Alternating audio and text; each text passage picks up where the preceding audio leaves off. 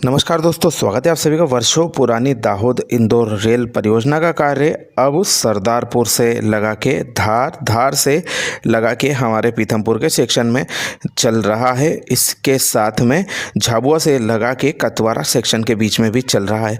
कहने को नाम मात्र का एक सेक्शन इसका तैयार हो चुका, लेकिन उसमें एक भी पैसेंजर गाड़ी नहीं चलाई जा रही है। तो कुल मिलाकर इस 204 किलोमीटर लंबाई की परियोजना का फ़ायदा यात्रियों को बिल्कुल भी अब तक नहीं मिल पा रहा है।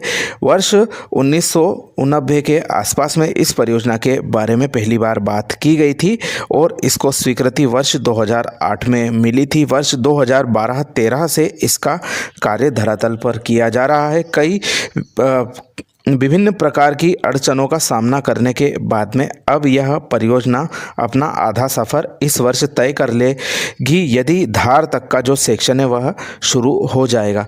लेकिन उसमें भी अभी कई पेच बाकी है। पेच इसलिए कह रहे हैं क्योंकि जो ज़मीन अधिग्रहण के मसले हैं, वन मंजूरी के मसले हैं, वह अभी तक सॉल्व नहीं किए जा सके हैं।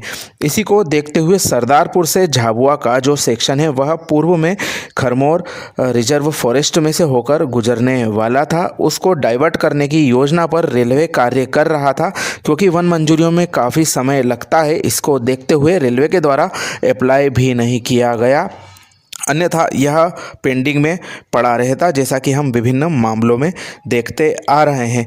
कड़े वन कानूनों का जो खामियाजा है वह विभिन्न प्रोजेक्टों में उठाना पड़ता है। कुछ खास प्रोजेक्टों को हम छोड़ दें, जो विभिन्न राजनीतिक दबाव वाले इलाके होते हैं वहाँ पर तो मंजूरी मिल जाती है, लेकिन यह एक आदिवासी अंचल से होकर गुजरने वाला प्रोजेक्ट है और इसके बारे में हम कोई राजनीतिक दबाव नहीं देखते हैं, क्योंकि यदि ऐसा होता तो इस परियोजना का एक बड़ा हिस्सा अब तक बनकर तैयार हो जाता। और ख़ास तौर पर हमारे रेलवे विभाग की भी उदासीनता हमें इस प्रोजेक्ट में देखने को मिल रही है।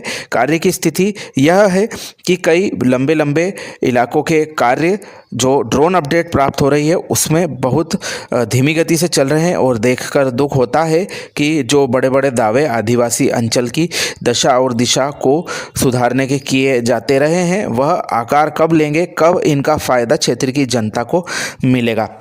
बहरहाल चर्चा कर रहे हैं सरदारपुर से लगा के जो हमारा उमरकोट का इलाका है, जो खरमोर रिजर्व फॉरेस्ट से होकर गुजरने वाला था। 2 स्टेशन इसमें राजगढ़ और जो हमारा एक और पानपुरा बनाया जाने वाला था।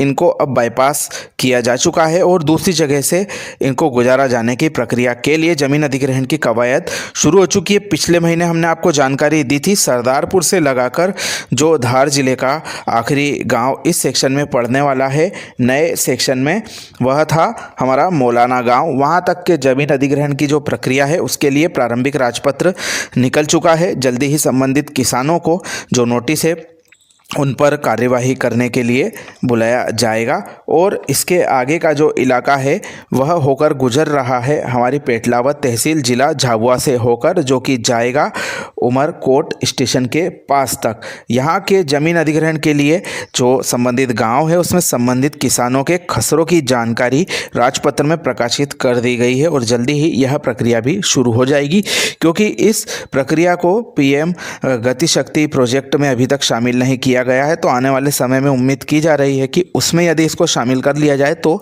तेज गति से कार्य होगा, क्योंकि मॉनिटरिंग सीधे प्रधानमंत्री कार्यालय से इसकी की जाती है।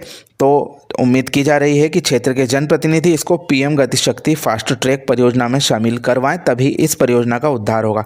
बहरहाल चर्चा कर रहे हैं पेटलावद तहसील जिला झाबुआ के किन गांवों के जमीन अधिग्रहण से संबंधित प्रारंभिक अधिसूचना राजपत्र में आ गई है। तो सबसे पहले बात करते हैं बाकिया गाँव के करीब 41 खसरों को अधिग्रहित करने से संबंधित सूचना आ चुकी है। वहीं चंद्रगढ़ के करीब 80 खसरों को अधिग्रहित करने के बारे में राजपत्र में सूचना आ चुकी है।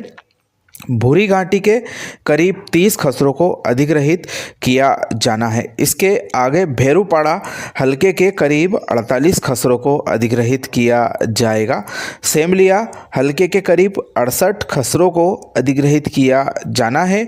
वहीं इससे आगे नाड़ा तोड़ गांव के करीब 27 खसरों को अधिग्रहित किए जाने की सूचना राजपत्र में प्रकाशित हो गई है। और सबसे अंत में टोडी गांव के 45 खसरों को अधिग्रहित करने की प्रक्रिया शुरू हो चुकी है। विभिन्न जो वन अधिकार कार्यकर्ताओं के विरोध के पश्चात में यह जो हमारा कार्य है अब डाइवर्टेड सेक्शन से होकर गुजर रहा है, लेकिन इसमें भी रेलवे को यह ध्यान रखना होगा जो कोर एरिया है उससे कितनी दूरी से ये लोग रेलवे लाइन गुजारते हैं, अन्यथा फिर से उक्त ज़मीन का जो मामला है वह ठंडे बस्ते में चला जाएगा। ऐसे में रेलवे विभाग को पूरी तरह से सावधानी बरतते हुए यह कार्य आगे बढ़े, इस हेतु प्रयास करना चाहिए। और जैसा कि हमने बताया कोर इलाके के आसपास से भी यदि यह परियोजना गुजरती है तो उसकी भी एक गाइडलाइन है, उसका पालन करते हुए यह कार्य किया जाना चाहिए।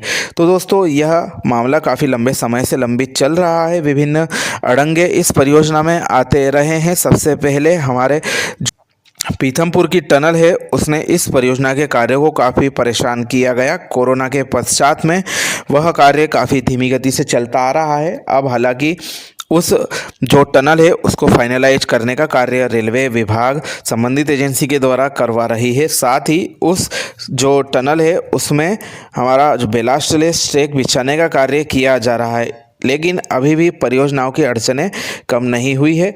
जो हाईवे और विभिन्न ग्रामीण मार्गों पर ओवरब्रिज बनाए जा रहे हैं, कुल 6 की संख्या है, उनमें से 5 पर कार्य तो हमें देखने को मिल रहा है, लेकिन उनको बनने में अभी लंबा समय लग सकता है। वहीं एक ब्रिज जो धार स्टेशन के जस्ट पास में बनाया जाना है उसका तो कार्य अभी तक संबंधित एजेंसी के द्वारा शुरू नहीं किया गया है। उस पर जो पुराना ब्रिज है नागदा गुजरी हाईवे का, उसको आगे बढ़ाते हुए यह कार्य किया जाना है। उस ब्रिज को एक्सटेंशन दिया जाएगा, तब उसके नीचे से होकर हमारी धार से जो इंदौर की रेलगाड़ी है वह पहुंच पाएगी। और बाकी बचे हुए 5 ब्रिजों में अभी केवल 2-3 की हम संतुष्टिजनक प्रगति कह सकते हैं कि उनका कार्य लगभग हो चुका है और गर्डर लॉन्चिंग आदि करने के पश्चात में यह कार्य हो सकेगा। लेकिन जो बाकी के बचे हुए 4 ब्रिज हैं वह इस परियोजना के कार्यों के लिए सिरदर्द बन सकते हैं। इस बारे में रेलवे विभाग को मंथन करना चाहिए ताकि वर्ष 2025 में यदि उनको रेल चलाना है तो वे लोग साफ तौर पर बात जनता के बीच में कहे, अन्यथा गुपचुप तरीके से वे लोग तो अपना टारगेट पहले भी बढ़ाते आए हैं। ऐसा ही कुछ इसमें भी किया जा सकता है।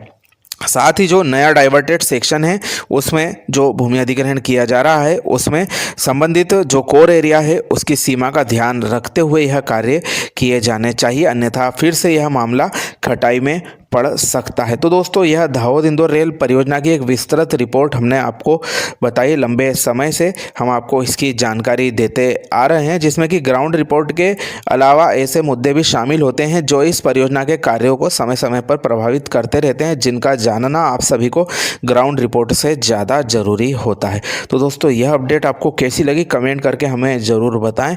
साथ ही आप इस वीडियो को यदि अपने मित्रों के साथ शेयर करेंगे तो उनको भी इस परियोजना के बारे में जानने में सहायता मिलेगी। आप सभी का धन्यवाद।